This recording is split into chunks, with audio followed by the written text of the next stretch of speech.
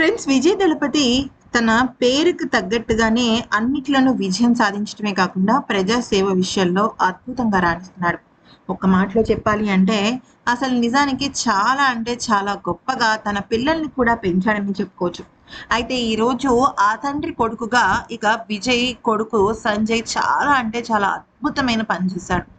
ఇక విజయ్ కూడా సీఎంగా ప్రమాణ స్వీకారం తీసుకున్న తర్వాత వైన్ షాపుల విషయంలో ఉక్కుపాదం వేశాడు కదా!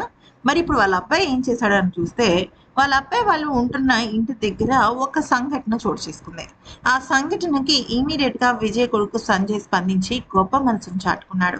అయితే ప్రస్తుతం అయితే చాలా అంటే చాలా వేడి కారణంగా అంటే విపరీతమైన వేడి కారణంగా తమిళనాడులో కూడా చాలా తీవ్రమైన ఉష్ణోగ్రతలు ఏర్పడుతున్నాయి. అయితే ఇక ఆ సమయంలో కొద్దిగా ఆ వేడికి ఎక్కువగా కొద్దిగా వర్షం పడిందనమాట. ఒక 10 చినుకుల వర్షం పడిందంతే. కాకపోతే ఏమైందంటే పొద్దుటి నుంచి చాలా ఎక్కువగా వేడికి అలసిపోయిన వృద్ధుడు ఆయన అక్కడే స్పృహ తప్పి పడిపోయాడు.